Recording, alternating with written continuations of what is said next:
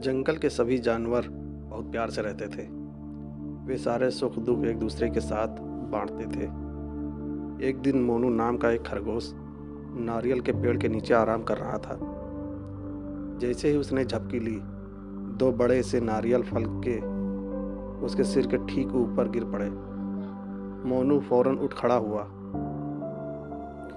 उसे ऐसा लगा जैसे धरती फटने वाली हो, आसमान गिर रहा हो। वो वहाँ से भागता हुआ जोर जोर से चिल्लाने लगा, भागो भागो, धरती फट रही है, आसमान गिर रहा है। वो ऐसा चिल्लाता हुआ वहाँ से जंगल की तरफ बढ़ने लगा। उसके दूसरे खरगोश साथियों ने यह खबर सुनी और बिना किसी जांच पड़ताल के वे सब भी मोनू के साथ चिल्लाते हुए जंगल के आगे बढ़ते चले गए। अब अन्य जानवर जिसमें हिरन, भालू, शेर, जिराफ सभी शामिल थे। मोनू के साथ भागो भागो, धरती फट रही है, आसमान गिर रहा है चिल्लाते हुए आगे बढ़ रहे थे। ये बात जंगल में आग की तरह फैल गई और सभी जानवर शहर की तरफ भागने लगे। उस जंगल में गोपी नाम का एक समझदार शियार रहता था।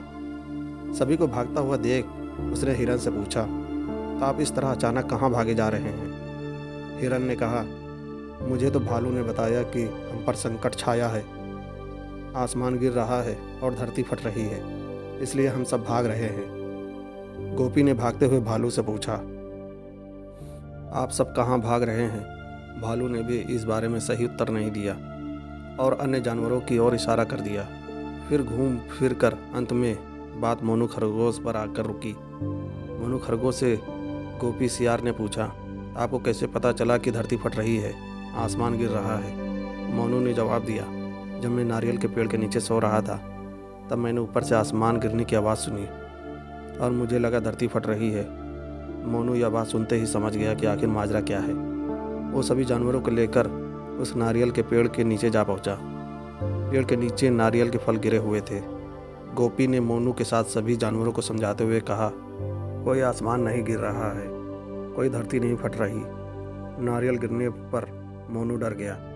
उसे लगा कि आसमान गिर रहा है और नारियल गिरने की आवाज़ से उसके कानों में ऐसी पड़ी जैसे उसे लगा कि धरती फटने वाली है और बिना पुष्टि के वह अनजाने में डरता हुआ आप सबको साथ में लेकर भागने लगा।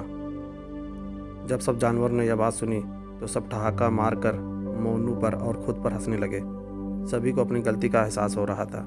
सब ने गोपी सियार का धन्यवाद किया और अपने अपने काम पर चले गए।